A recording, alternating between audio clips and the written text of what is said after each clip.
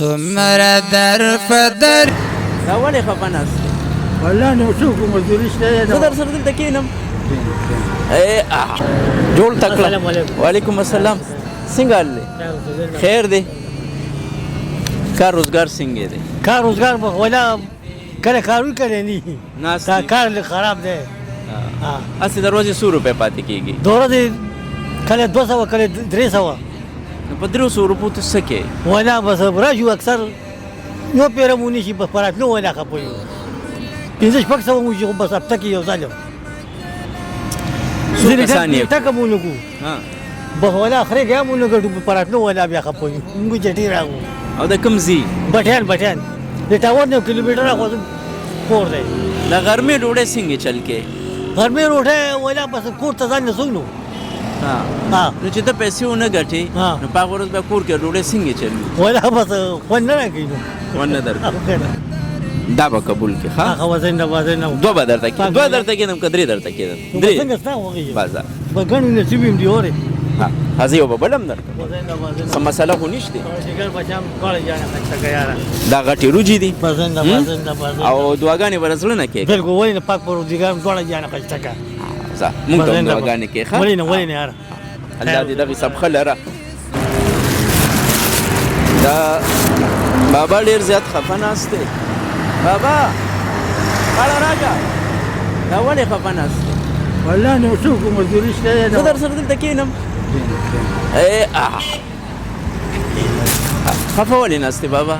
والله مونږ هم هغه تا ته څه ویل پیمان سهار راوتي او لا پیره پیمان کې کېږي مزدوري نشته والله هسې ورځ کې چې پاتې کېږي څو روپۍ پاتې کېږي خدای راکړي چې هغه کور هم پرې نه سمبالی کېږي والله صفا خبرې کوم هغه که څوک راکوي او که نه راکوي صفا خبرې کوم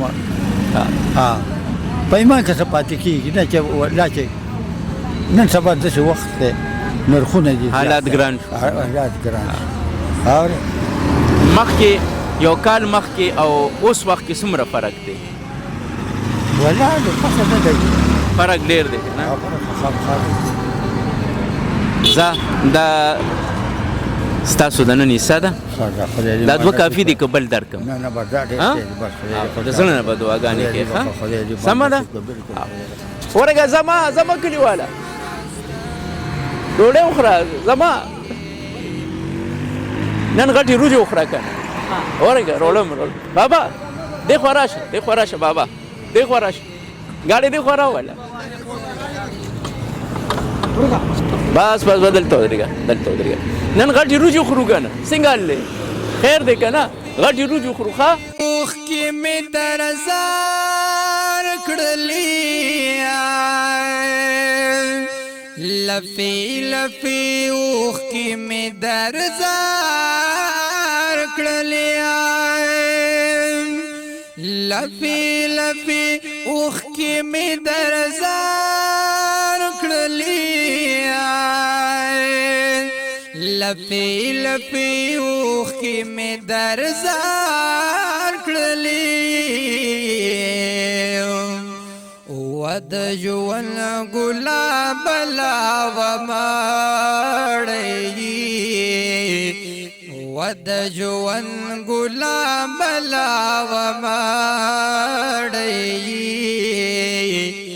ژوند زد په جنم نیمګړی